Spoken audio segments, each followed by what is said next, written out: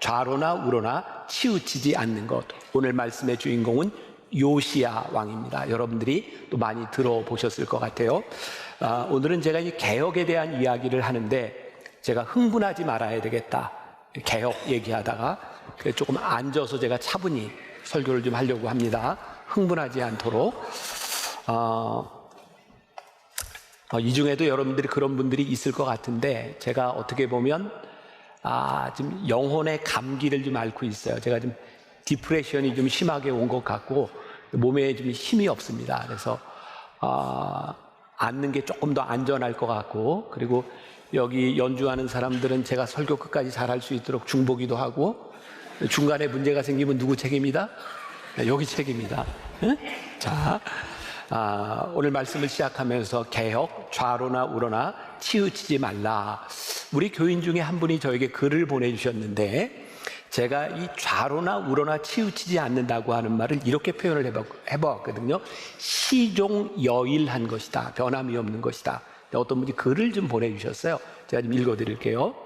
최인호 작가의 이야기입니다. 글이란 특별한 것이 아니라 내 삶의 한 자락이며 매일 겪는 일상을 정직하게 표현하는 것.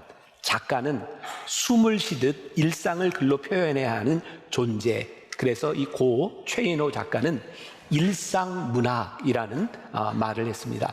여러분, 신의 작가들은, 처음 글을 쓰는 사람들은 뭔가 특별한 소재를 골라서 특별한 글을 쓰려고 합니다. 뭔가 튀는 글. 그런데 매일 글을 써야 되는, 연재를 해야 되는 작가라면 만약에 튀는 것으로만 글을 쓴다면 어떻게 좋은 글을 쓸 수 있겠습니까? 근데 그게 저에게는 딱 와 닿았어요. 만일 제가 설교를 하는데 외부에 나가서 한두 번 제가 준비가 잘 된 설교를 할 수 있다면 얼마든지 할 수 있는 일이겠지만, 제가 매주 똑같이 늘 말씀을 준비하고 이렇게 해야 되는 설교가가 돼야 된다면 어떻게 시종여일하게 이 말씀을 묵상하며 살아갈까? 이게 저에게 가장 큰 숙제가 될 것 같아요. 만일 여러분들이 신앙생활을 하는데 한두 주 반짝하는 신앙생활으로 끝날 수 있다면 참 좋겠지만, 여러분들이 평생 말씀을 가슴에 안고 시종여일하게 살아가야 되는 사람들이라면 오늘 그 말씀이 좌로나 우로나 치우치지 않도록 어떻게 이 말씀을 우리들이 시종여일하게 붙들 수 있는가, 이게 우리들에게 가장 중요한 것이 되지 않을까. 그래서 오늘 저는 개혁이라고 하는 것, 우리들의 삶의 개혁이라고 하는 것을 어떻게 표현해 보았냐면 좌로나 우로나 치우치지 아니하고 어떻게 시종여일할 수 있는가, 이런 주제를 가지고 오늘 말씀을 함께 나누어 보겠습니다. 요시야는 8살 때 왕이 되었습니다. 얼마나 힘들었을까요? 8살에 뭘 안다고. 근데 요시야가 31년 동안 유다를 다스리게 되죠. 근데 성경은 이 요시야 왕에 대하여 아주 긍정적으로 소개를 하고 있어요. 오늘 우리가 읽은 본문 말씀 가운데 25절 요시야를 어떻게 소개하고 있는지 같이 한번 봅니다. 자, 시작. 요시야와 같이 마음을 다하며 뜻을 다하며 힘을 다하여 모세의 모든 율법을 따라 여호와께 돌이킨 왕은 요시야 전에도 없었고 후에도 그와 같은 자가 없었더라. 그럼 지금까지 우리들이 왕들에 대한 이야기를 나누면서 이런 칭찬을 받아본 사람을 보셨나요? 못 봤다 그러세요. 못 봤죠? 네, 못 봤어요. 야, 요시야 전에도 없었고 후에도 없었고 이런 왕이 없었더라. 어떻게 이런 칭찬을 받을 수 있었을까? 성경은 이 요시야에 대해서 뭐라고 이야기하냐면 요시야는 정직한 사람이었다. 자, 열왕기하 22장 2절, 오늘 본문 중에 하나죠. 요시야가 여호와 보시기에 어떻게 해요? 정직히 행하여 그의 조상 다윗의 모든 길로 행하고 좌로나 우로나 치우치지 아니하였더라. 정직했다. 문제는 정직이 무엇이 정직이냐는 거예요. 여러분, 우리는 주변에서 그런 소리를 좀 종종 듣죠. 나 정직한 사람인데, 나 솔직히 말해서 이런 사람들 얘기를 들으면 신뢰가 가요? 아니면 고개가 좀 갸우뚱거려져요? 네, 마음대로. 네. 정직하게 말해서, 솔직하게 말해서, 그러다 보니까 여러분들 참기름도 요즘은 진짜 참기름이 또 따로 있잖아요. 그죠? 또 음식점도 원조에서 진짜 원조가 있고, 아무튼 내가 진정성을 보이려고 하는 이런 세상에서 살아가는데, 솔직히 말해서라고 하는 것이 사실 우리들에게 별로 신뢰감을 주지 않는, 그럼 정직이 무엇이냐? 오늘 이 정직이라고 하는 말을 영어 성경 NIV에서는 이렇게 표현을 하고 있어요. 굉장히 마음에 와닿더라고요. He did what was right. 그가 행한 일이 뭐예요? 옳은 일을 행했는데 in the eyes of the Lord. 주님의 눈앞에서 옳은 일을 행했다. 성경은 정직을 이렇게 정의하고 있어요. 하나님의 눈앞에서 옳은 일을 행하는 것이 정직이다.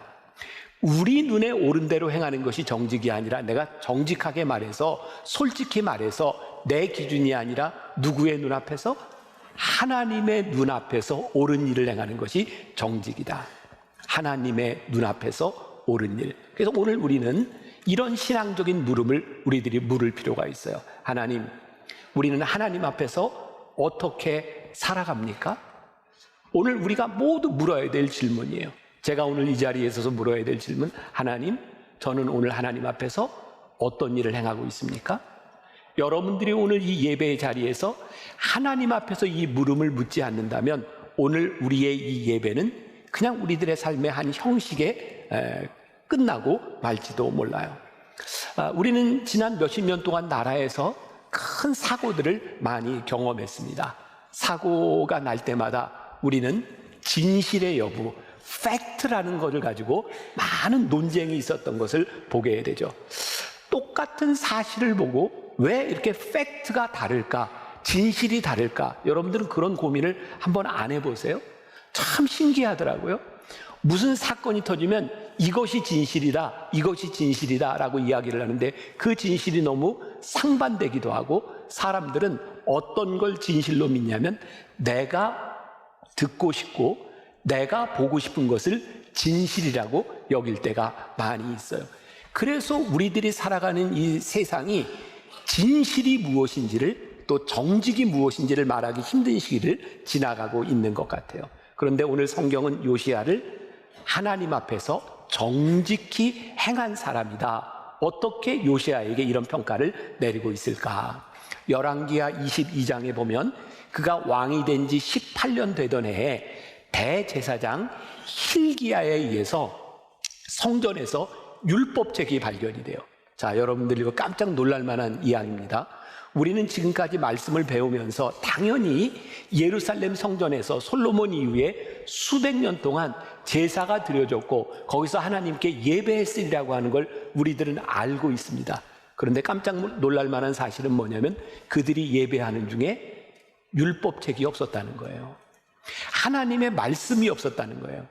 그들이 예배를 드리고는 있었지만 하나님의 말씀에 기준하지 않고 그들이 예배를 드렸던 것. 그런데 이 요시야 왕 시대에 힐기야를 통해서, 대제사장 힐기야를 통해서 율법책이 발견되었고, 요시야가 이 힐기야에 의해서 발견된 율법책을 읽는 도중에 옷을 찢고 회개하기 시작했다라고 말하고 있는 거예요. 정직하다고 하는 것은 우리들이 마땅히 행할 것을 알고 실천하는 것이 정직이죠. 아는 것은 누구나 할 수 있습니다. 그러나 아는 것을 실천하는 것은 쉽지 않아요. 우리가 왜 하나님 앞에, 하나님의 말씀 앞에 서면 우리들이 정직해질까요? 하나님 말씀 앞에 서면 기준이 보이기 때문에 그래요. 하나님 말씀의 빛 앞에 서면 우리들의 어두움이 보이기 때문에 그래요. 우리들이 신앙생활을 하면서 하나님 말씀 앞에 서보지 않는다면 우리는 정말 정직할 수 없는 사람들이죠. 우리는 신앙생활을 하면서 우리는 내 마음대로 얼마든지 신앙생활을 할 수 있는 사람들이에요. 정직하기 힘든 이유는 뭘까요? 정직하면 틀림없이 불이익을 당합니다. 어떻게 생각하세요? 여러분, 이 세상 살면서 정직하면 내가 많은 것을 얻으며 살 수 있다고 생각하세요? 저는 정직한 자의 형통함은 믿지만 정직한 자가 이득을 얻는다고는 절대 믿지 않습니다. 오늘 우리가 이 자리에 나가는 순간부터 하나님 말씀의 기준 앞에서 정직하면 틀림없이 불이익을 당하게 될 겁니다. 요시야 시대에 그가 하나님의 말씀을 읽고 정직하지 못했던 그 시대를 개혁하는 것이 얼마나 힘든 일이었을까요? 수백 년 동안 내려오던 모든 우상들을 없애는 일들, 그리고 그 조상들이 행했던 모든 전통들을 없애는 일들, 그게 얼마나 힘든 일이었을까요? 정직하다고 하는 것은 우리들의 인생에 불이익을 감수할 수 있어야 가능한 일일 것 같아요. 저는 평생 목회하시던 저희 아버지와 함께 살면서 제가 참 싫어했던 말이 하나 있어요. 아니 땐 굴뚝에 연기 나랴. 저는 이 말이 그렇게 싫더라고요. 아니 땐 굴뚝에도 연기가 나더라고요. 돌아가신 저희 아버지를 기억하는 분들이 여기 꽤 많이 계실 거예요. 연세 많은 분들 중엔. 저희 아버지를 기억하는 분들의 대부분의 기억 속에는 굉장히 인자한, 저희 아버님 굉장히 인상도 좋으세요. 저하고는 달라요. 인상도 좋고 굉장히 인자하고 교인들에게 굉장히 친절한 그런 목사님이셨어요. 근데 가까이 살아본 저는 우리 아버지가 그런 분이 아니었어요. 우리 아버지는 다혈질이에요. 다혈질. 갑자기 화가 나면 그걸 못 참는 분인데, 언제 화가 나냐면 억울한 얘기를 들으면 저희 아버님은 못 참으세요. 그리고 거짓말 하는 사람들을 못 참으세요. 그래서 막 밤 10시, 11시가 됐는데도 갑자기 교인들한테 억울한 얘기를 듣거나 거짓말이 아닌 이야기를 들으면 저희 아버님은 평생 운전을 못하고 사셨거든요. 저희 형이나 저한테 야 빨리 차 대, 그 집 찾아가, 삼자 대면하자, 이거 내가 따지고 이거 밝혀야 돼, 이거 내가 억울해서 못 살겠어. 저희 아버지는 억울한 걸 못 견디는 분이셨어요. 그런데 이렇게 시간이 지나고 왜 저 사람은 거짓말을 했을까라고 보면 결과들이 되게 똑같아요. 잠시 자기의 어떤 어려움을 모면하기 위해서 누군가에게 모함을 하거나 거짓말을 하는 일들. 근데 저희 아버지, 나 억울한 소리는 듣고 못 살겠다 했던 저희 아버지를 바라보면서 야, 이게 진짜인지 아닌지, 이게 정직한지 정직하지 않은지가 우리들에게 정말 중요한 일이겠구나. 정직하게 산다고 하는 것은 우리들의 인생에 좀 더 편하게 살고자 하는 사람들에게는 절대로 나올 수 없는 일들이죠. 어떻게? 하나님 앞에서 마땅히 할 일, 하나님 앞에서 마땅한 일이기 때문에 내가 이 모험도 감수하고 불이익도 감수하겠다고 생각하는 사람이 아니면 절대로 정직하지 못한 거예요. 그럼 제가 여러분들에게 이런 질문을 드릴 수 있을 것 같아요. 사랑하는 여러분, 하나님 앞에서 우리들이 정직하게 살아가는 것이 우리들의 삶의 복임을 우리들이 믿습니까? 이거 하나님 앞에서 우리들에게 이 믿음이 없이 어떻게 우리들이 불이익을 감수하며 우리들이 정직하게 살아갈 수 있겠어요? 또 하나의 질문, 우리들이 정직한지 정직하지 아니한지를 하나님이 지켜보고 계신다는 사실을 여러분들 믿으십니까? 우리들에게 이 믿음이 없다면 어떻게 우리들이 이 세상에서 정직할 수 있겠어요? 하나님의 말씀 앞에 서야 우리들이 정직할 수 있는 것. 이번 한 주간 제가 늘 그렇듯이 말씀을 준비하고 이렇게 말씀을 묵상하며 살다 보니까 이 말씀이 제 머릿속에 계속 남아있는 거죠. 제가 어제 토요 예배 때도 제가 좀 창피하고 조금은 이제 더러운 얘기인데 고백을 좀 했는데 이 시간에도 할까요 말까요? 네. 죄송해요. 조금 더러운 얘기예요. 제가 요즘 이제 몸도 조금 힘들지만 이제 기침도 하고 해서 이제 기침하면 이제 가래도 나오고 다 그렇잖아요. 기침하면 가래도 나오고 하는데 늘 이렇게 휴지를 이렇게 가지고 준비가 돼 있는 상태가 아니라 제가 이제 길을 걷다가 이렇게 기침을 하고 이제 가래가 나왔는데 다행히 저렇게 이제 흙바닥 이제 도로 뒤로 이렇게 흙들도 있고 이제 나무도 있고 해서 제가 이제 거기다 이제 침을 뱉었어요. 조금만 참으세요. 근데 침을 뱉었는데 이게 저 흙 속으로 들어갔어야 되는데 힘이 없어가지고 도로에 있는데 떨어진 거예요. 그러니까 제가 봐도 이게 지금 더러운 거예요. 근데 거기서 제가 아무것도 없는데 지금 이렇게 치울 수도 없는 상황이고. 근데 그때 갑자기 어떤 생각이 드냐면, 야, 누가 이걸 보고 제가 이렇게 침 뱉고 떨어진 걸 보고 아니 뭐 할아버지라 그럴지 아저씨라 그럴지 아저씨가 뱉은 거죠? 라고 말을 하면 나는 어떻게 반응을 할까? 아니에요. 이렇게 할까? 저 맞아요. 이렇게 할까?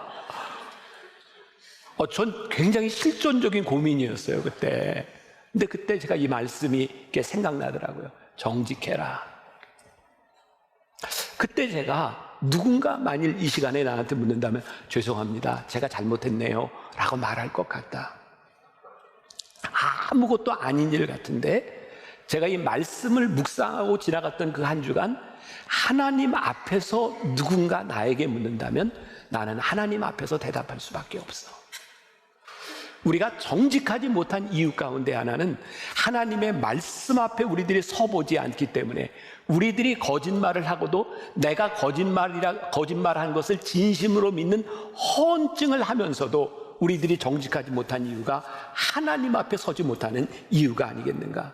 언제부터인가 우리 사회, 우리가 살아가는 이 땅의 가치가 정직이 아닌 것 같아요. 이 사회에 부정직한 일들이 너무나 많이 넘쳐나고 있어요. 왜 이런 일들이 점점 넘쳐날까요? 정직하면 손해를 보니까, 정직하면 이 세상에서 제대로 살 수 없다고 생각하니까. 하나님 앞에서 우리들이 살아가는 것이 믿음이고 신앙이고 우리들의 삶이라 그런 것을 잃어버리고 나니까 이 땅 위에서 정직한 것이 너무 힘들어져 버리는 거죠. 요시야가 행한 일, 그는 하나님 앞에서 정직하게 행할 때 어떤 일을 행했는가? 마땅한 일을 행했다. 열왕기하 23장 21절부터 23절 보세요. 우리가 조금 아까 읽었던 말씀인데 같이 한 목소리로 보겠습니다. 자, 시작. 왕이 뭇 백성에게 명령하여 이르되 이 언약책에 기록된 대로 너희의 하나님 여호와를 위하여 유월절을 지키라 하매, 사사가 이스라엘을 다스리던 시대부터 이스라엘 여러 왕의 시대와 유다 여러 왕의 시대에 이렇게 유월절을 지킨 일이 없었더니 요시야 왕 18째 해에 예루살렘에서 여호와 앞에 이 유월절을 지켰더라. 자, 우리가 또 하나의 사실을 발견하게 돼요. 율법책을 발견하기 전에 이 성전에 율법이 읽혀지지 않았다라고 하는 것과 더불어서 우리 지금 이게 상상이 돼요? 늘 제사를 드리고 늘 제사를 드려서 예루살렘 성전에서 유월절이 지켜지지 않았다는 거예요. 사람들이 유월절을 지키지 않고 그냥 예배를 드렸다는 거예요. 흥미롭죠? 하나님을 예배한다고 하는데 그들이 왜 하나님을 예배하는지, 하나님께서 그들을 어떻게 출애굽시키셔서 지금 이 땅까지 인도하여 들이셨는지를 다 잊어버리고 그냥 예배를 드렸다는 거예요. 저는 유월절을 지키게 되었다고 하는 것을 어떤 의미로 묵상해 보았냐면, 이들이 율법책을 발견하고 유월절을 지키게 되면서부터 이들의 믿음의 중심을 잡게 되었구나. 오늘 또 여러분들에게 그런 질문을 또 하나 던질 수 있을 것 같아요. 여러분들의 신앙생활 가운데 여러분들의 믿음의 중심이 분명히 잡혀져 있습니까? 아니면 우리는 자의적으로 내 마음대로 상황을 해석하며 살아가고 있습니까? 이 물음도 여러분들에게 굉장히 중요한 물음일 것 같아요. 지난 주간에 기자가 저한테 전화를 했어요. 휴가철이 지나가고 있는데 전화로 좀 인터뷰를 하고 싶은데 대답을 좀 해주세요. 그 인터뷰 내용이 뭐냐면, 휴가 시에 우리들이 본교회에서 주일 성수를 해야 되느냐, 아니면 주일 성수를 본교회에서 안 해도 되느냐, 또 휴가지에 가서 온라인으로 예배를 드려도 되느냐, 아니면 동네 교회 가서 예배를 드려도 되느냐, 뭐 이런 걸 저한테 묻는 거예요. 그래서 제가 정직하게 대답하면 제가 대답하는 것 때문에 싫어할 목사님과 교인들도 많을 것 같은데 정직하게 대답해도 될까요? 했더니 대답을 해보래요. 그래서 제가 일단은 여러분들 기분 좋게, 저는 이 휴가의 문제에 대해서, 주일 성수 문제에 대해서 일단 목사님들이 정직하지 못하다, 저는 먼저 이렇게 이야기를 했어요. 언젠가도 한번 그런 얘기를 한 것 같은데, 아니 목사님들도 뭐 안식월, 안식년 맞아서 해외에도 나가고 또 선교지에 가서 예배도 드리고 하면서 왜 교인들한테만 본교회에서 예배를 드리라 그래? 이거 뭔가 좀 잘못된 거 아니에요? 그렇다 그러세요. 네. 제가 볼 땐, 아니 우리가 예배를 드린다고 하는 것이 건물이 교회가 아니라 신령과 진정으로 예배를 드리는 것이라고 한다면, 사실 어디에서 예배를 드리든 하나님은 그 예배를 다 받으신다. 저는 이 사실에 대해서는 이제 이의가 없습니다. 그러나 우리들이 어디에 가서 예배를 드릴까를 결정하는 것은 우리의 몫인데, 그 결정하는 것이 내 편인을 위한 것이냐, 신앙적인 결단이냐라고 하는 것은 누가 기준을 줄 수 있는 것이 아니라 자기 자신이 알아요. 휴가지에 갔다고 한번 생각해 봅시다. 요즘은 콘도에 가면 뭐 미사, 예배 뭐 다 있어요. 드릴 수 있도록. 그런데 어떤 사람들은 그래도 나는 온라인으로 우리 교회 예배를 드려야지라고 온라인 예배를 드리는 사람도 있을 거고, 어떤 사람은 그래도 여기까지 왔는데 작은 교회 찾아가서 내가 예배를 드려야지, 그리고 교회를 찾아가는 사람도 있을 거예요. 그런데 교회를 찾아가는 행위, 또 온라인으로 예배를 드리는 그 일들이 나는 만나교회 교인이기 때문에 만나교회 예배를 온라인으로 드리는 게 신령과 진정이라고 믿어라고 온라인 예배를 드린다면 오케이. 그런데 거기에서 조금 나가는 게 귀찮아서 그냥 소파에 누워서 예배를 드리려고 온라인 예배를 드리고 있다면 그 하나님 앞에 정직하지 않은 거죠. 결국 어디에 있어요? 믿음의 중심이 어디에 있느냐에 대한 문제이고, 우리들이 하나님 앞에 유월절을 지키고 예배를 드리고 말씀 앞에 중심에 선다고 하는 하나님 앞에 정직하게 서지 않는다면 우리의 행동들은 정직하기가 참 힘든 일들이죠. 우리의 인생의 어려운 시기를 지나갈 때 이러한 상황 가운데서 우리들이 어떻게 우리의 믿음을 지킬 수 있을까? 믿음의 중심이 바로 서지 않으면 여러분들의 인생의 위기를 만날 때 그 믿음이 여러분들을 붙잡아 줄 수 있겠는가? 몇 년 전입니다. 제가 기사를 통해 보았던 이야기예요. 미국에 큰 토네이도가 지나가게 되어 한 마을에 여러 사람이 죽었습니다. 그런데 교인들이 많이 죽었고 그 교회 목사님 딸도 세상을 떠났어요.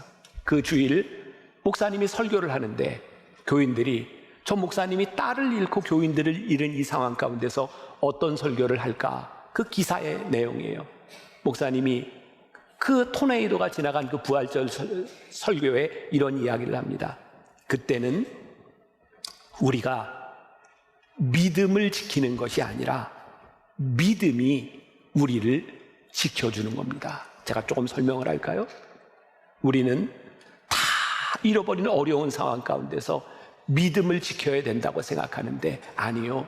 이 어려운 때를 지나갈 때는 믿음이 우리를 지켜줘야 되는 겁니다.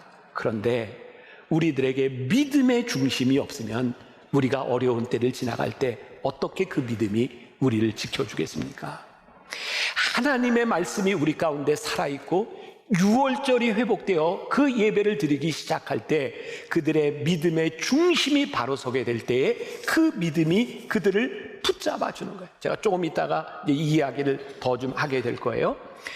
요시야의 개혁은 철저하게 율법을 읽음으로 율법을 발견함으로 인하여 말씀으로 일어난 일이다. 요시야의 개혁은 어찌 보면 16세기 유럽에서 일어났던 종교 개혁과도 유사하다는 생각을 해요.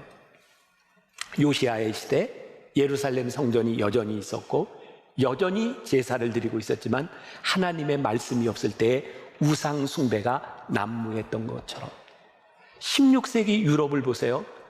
종교 개혁이 일어나기 전에 그 커다란 성당들, 그 안에서 면죄부를 팔고, 여러분들 아세요? 모든 마을마다 성당마다 성인 세인트가 있어서 그 성당에서는 그 세인트를 기념하고 그 성자의 날에 기도하고, 정말 놀랍죠? 성전을 지어놓고 하나님의 말씀으로 살아간 것이 아니라 거기에 성인을 세워놓고 기도하는 사람들. 말씀이 없는 교회가 얼마나 타락할 수 있는지를 우리는 중세교회를 통해 보았어요. 하나님의 자리를 대신하는 사람들로 채워진 교회에 얼마나 많은 우상들이 난무할 수 있다고 하는 것을 우리들은 보았어요. 하나님을 대신하려고 하는 우상들, 여전히 예루살렘이 건재하고 여전히 제사를 드리고 있지만 유월절도 없고 하나님의 말씀도 없었던 그들. 여러분들 요즘 교회를 바라보며, 여러분들 우리 교회를 바라보며, 저를 바라보며, 여러분들을 바라보며 우리들이 무엇을 보아야 돼요? 하나님, 우리 안에 말씀이 살아있습니까? 오늘 예배를 드리는 여러분들 가운데 제가 여기에 담임 목사로 서 있는데 제가 어떠한 모습으로든 하나님을 대신하려고 하는 모습이 저에게 찾아온다면 그건 뭐예요? 우상 숭배가 되는 거예요. 여러분들이 하나님의 말씀 앞에서 무엇이 하나님을 대신하는지를 구분할 수 있어야 되는 거예요. 요즘 우리들 주변에 이단, 사이비, 우리를 너무 쉽게 간과하는 것들이 있잖아요. 성경의 어디에서 하나님께서 약한 자들의 병을 고쳐주시고 환자들을 위해 기도할 때 돈을 가져와서 기도하라는 데가 있어요. 근데 우리들 주변에 그런 데가 얼마나 많아요? 돈을 가져와야 기도를 해줘요. 돈을 가져와야 안수기도를 하겠다고 해요. 하나님을 대신하는, 하나님의 권력을 대신하려고 하는 수없이 많은 것들을 우리들이 바라보면서 하나님의 말씀 앞에 우리를 비추어 보지 않는다면 우리의 신앙의 옳고 그름, 레디컬한 우리의 신앙들이 언제 사라질지 모르는 세상에서 우리들이 살아가고 있는 거죠. 율법을 알고 나니, 하나님의 말씀이 우리들의 삶의 기준이 되고 나니 청직할 수 있는 거예요. 이미 벌써 오래된 이야기가 되었죠. 세월호 2014년 벌써 12년이 지났어요. 그때 기억나세요? 우리들이 진짜 마음 아파야 했던 것은 생때 같은 우리 자식들이 죽은 일이잖아요. 근데 이 사회를 힘들게 하고 아프게 했던 것은 아픔을 당한 사람들의 이야기가 아니라 그 사고를 놓고 수없이 많은 이야기들이 오고 간 일이었어요. 다 어떤 이야기든지 나올 때마다 이렇게 얘기하지 않던가요? 이건 진실인데요. 이건 진실인데요. 제가 신문에 그런 글을 기고를 했던 기억이 납니다. 진실은 없다. 저는 그때 사람들이 얼마나 자기가 보고 싶은 것과 자기가 듣고 싶은 것들만 들으며 온갖 괴담이 난무했는지를 우리는 경험했어요. 이번에도 저는 진짜 이번 선거를 지나면서 우리 선거관리위원회인가요? 그동안 거짓말이라고 생각하고 믿지 못했던 그런 많은 일들이 이게 선거 부정이 됐든 관리 부실이 됐든 그렇게 거짓말하고 지나갔던 일들이 우리 사회 안에 있었구나. 이게 이 선거관리위원회뿐만 일일까요? 우리 안에 수없이 많은 거짓된 일들이 지나가고 있는데 이 불의한 일들에 대하여 우리는 내가 믿고 싶은 것만 믿으며 그것을 팩트라고 생각하는 이 사회가 정직을 잃어버리고 만 거예요. 예수님께서요, 굉장히 어려움을 당한 일이 있으셨어요. 바리새인들과 사두개인들, 제사장들이 가늠하다 현장에서 붙잡혔던 여인을 데리고 와서 예수님께 이렇게 말해요. 예수님, 어떻게 할까요? 예수님을 곤란하게 하라고. 돌로 치라고 하면 예수님의 사랑이 없어지는 거고, 모세의 율법 용서하라고 하면 모세의 율법을 지키지 않는 거고, 죽이라고 해도 모세의 율법을 지키라고 해도 문제가 되는 상황 가운데서 예수님께서 뭐라고 말씀하세요? 너희 중에 죄 없는 자가 먼저 돌로 쳐라. 사람들이 돌을 놓고 도망가기 시작하죠. 이 물음이 무슨 물음이었을까요? 너희 중에 정의로운 자가 있느냐? 너희들이 하나님 앞에 죄 짓지 않은 자가 있느냐? 사람들은요, 내가 짓지 않은 죄에 대해서 자신이 있어요. 나는 간음하지 않았어. 그래서 간음한 여인에 대하여 돌을 들어요. 나는 그런 짓 하지 않았어. 그래서 그런 짓 한 사람에 대하여 돌을 들어요. 근데 하나님은 우리들에게 이렇게 말씀하세요. 너는 하나님 앞에서 정직하냐? 너는 하나님 앞에서 공의로우냐?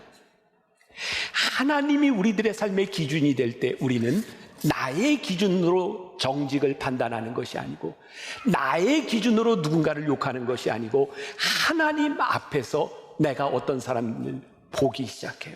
그때 우리에게서 청직이 시작돼요.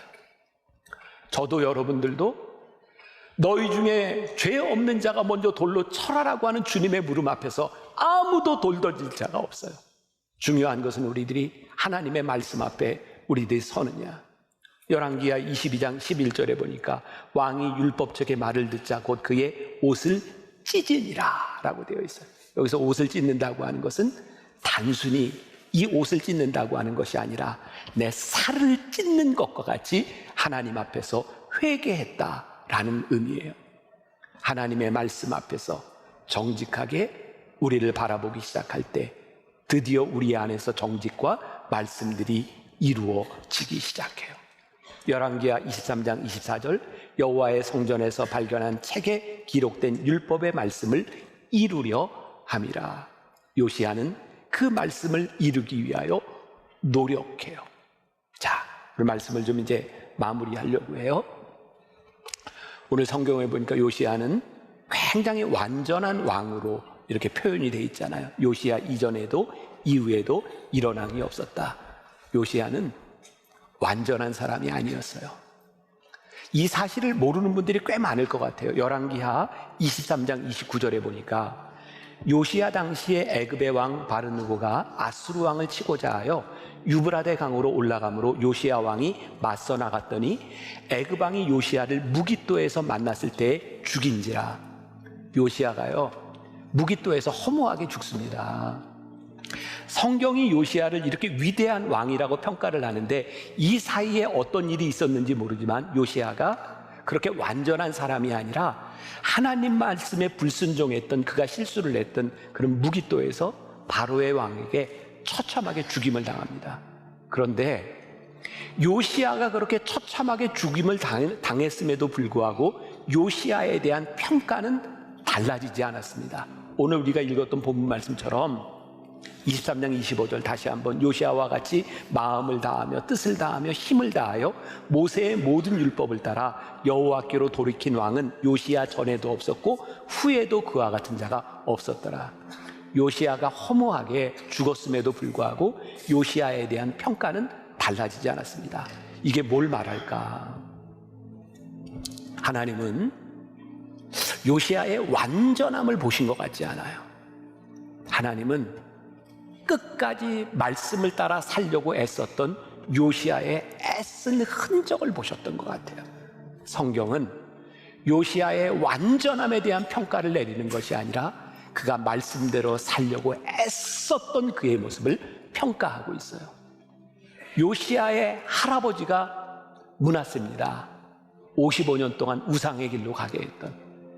요시야가 왕이 되었을 때 율법책을 발견하고 종교개혁을 했지만 55년 동안 그 나라를 악하게 다스렸던 그 할아버지의 죄를 어떻게 다 씻을 수 있겠습니까? 그리고 요시야가 죽은 이후에 여호아스 왕이 다시 우상 숭배로 돌아가고 얼마 지나지 않아 유다는 멸망하게 됩니다. 우상 숭배의 습관들 버리는 게 쉽지 않아요. 왜 쉽지 않을까요? 우린 이런 얘기를 제일 많이 듣습니다. 남들도 다 그래요. 다 그렇게 살아요. 다 그렇게 살아가는 이 세상 한가운데서 저는 예비군 훈련을 딱 한 번 받아봤습니다. 미국 유학을 가는 바람에 유학 가기 전에 예비군 훈련을 딱 한 번 받았는데 제가 예비군 훈련 받던 때를 잊지를 못해요. 다 장교 출신들이 내무반에서 같이 이렇게 훈련을 받는데 다 번듯한 직장을 다니고 저는 목사고 예비군복을 입고 와서 예비군 훈련을 받아요. 근데 예비군 훈련을 받는 3일 동안 제가 깨달은 게 뭔지 아세요? 저 예비군복을 입혀놨더니 사람이 아니더라고요. 전 진짜 놀랐어요. 사회였으면 정말 그렇게 할 수 없는 행동을 예비군복을 입혀놓으니까 그렇게 해요. 전 가끔 그런 생각이 들어요. 나치 군인들, 독일의 나치, 그 군인들이 진짜 그렇게 다 잔인하고 나쁜 사람들이었을까?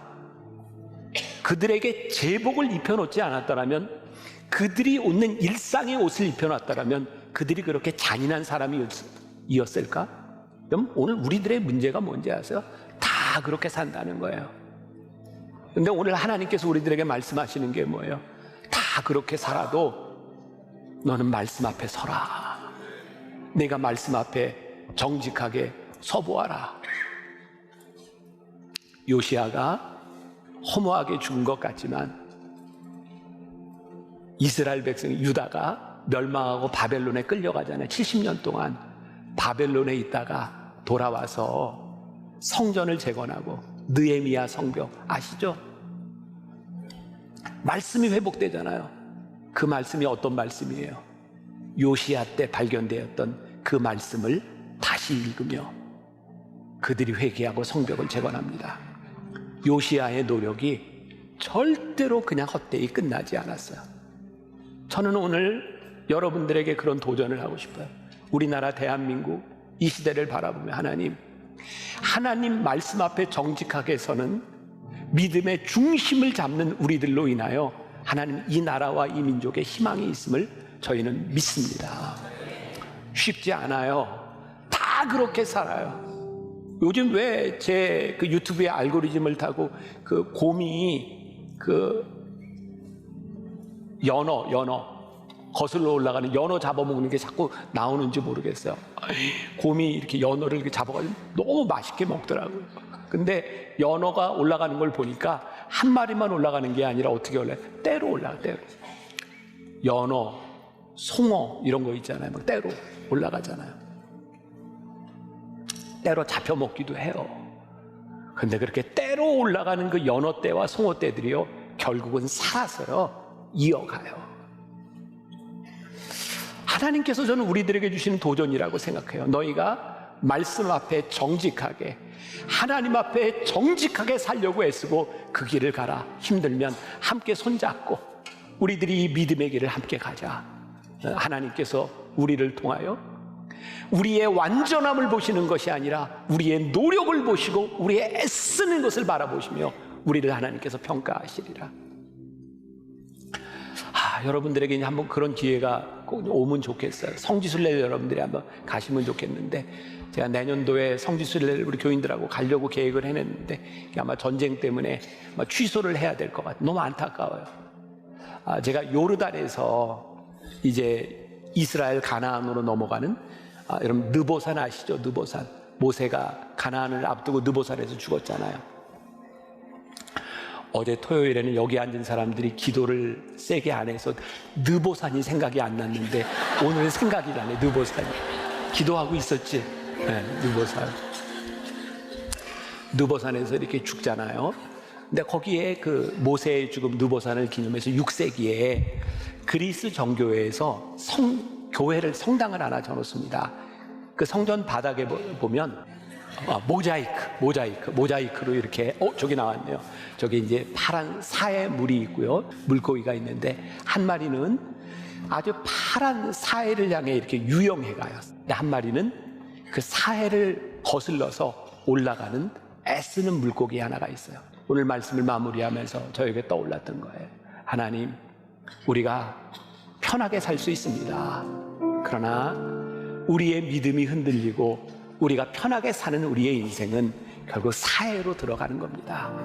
우리가 하나님 말씀 앞에 정직하게 거슬러 올라갈 수 있는 우리 귀한 만나교회 성도들이 함께 믿음으로 손을 잡고 이 세상을 거슬러 하나님의 말씀으로 바꿀 수 있는 믿음의 사람들이 되게 하여 주옵소서. 여러분들이 믿음으로 그 길을 가면 그 믿음이 여러분들을 붙잡아 줄 것입니다. 믿음을 붙들고 승리할 수 있기를. 우리 세상 흔들리고 우리 찬양하면서 하나님, 우리의 믿음을 붙들어 주옵소서. 함께 찬양합시다.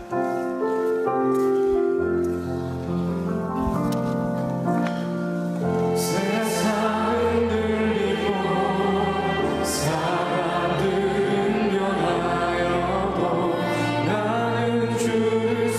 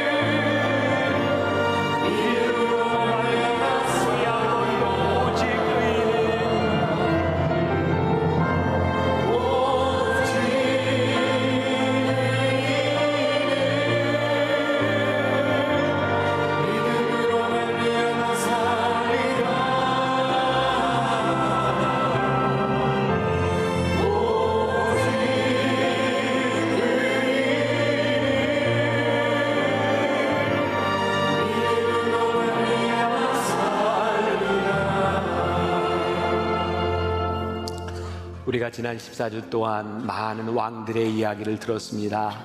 하나님 앞에 애쓰려고 했지만 애씀을 다하지 못했던 사람들, 불완전하지만 애썼던 사람들, 하나님은 우리의 완전함을 보시는 분이 아니라 우리의 애씀을 보시는 분임을 우리들이 고백합니다. 하나님의 말씀 앞에서 정직하게 하나님의 말씀대로 살아가는 것이 이 세상에서 손해볼 수 있지만 의인의 형통함을 믿기에 말씀을 붙들고 살아갈 수 있는 사람들, 이 세상 한가운데서 물살을 거스르며 하나님을 향해 달려갈 수 있는, 함께 두 손을 잡고 나아가는 거룩한 주의 백성들 되게 하여 주옵소서. 우리나라 대한민국이 하나님 앞에 정직한 나라, 우리나라 대한민국이 하나님 앞에 쓰임받는 나라, 우리나라 대한민국이 하나님의 말씀의 기준 앞에 서는 나라 되게 하여 주옵소서. 오늘도 하나님 앞에 드려진 귀한 예물 손길 하나하나를 기억하여 주옵시고, 우리 사랑하는 성도들 이 땅 위에서 물질 때문에 정직하지 않거나 물질로 인하여 범죄하지 아니하도록 그들의 삶을 붙잡아 주옵소서. 지금은 우리 주 예수 그리스도의 은혜와 하나님 아버지의 무한하신 사랑과 성령의 인도하심이 좌로나 우로나 치우치지 않는 정직한 삶을 살아가겠습니다 다짐하며 이 세상으로 나가는 당신의 사랑하는 모든 백성들 위해 지금부터 영원까지 함께 하시기를 간절히 축원하옵나이다. 아멘.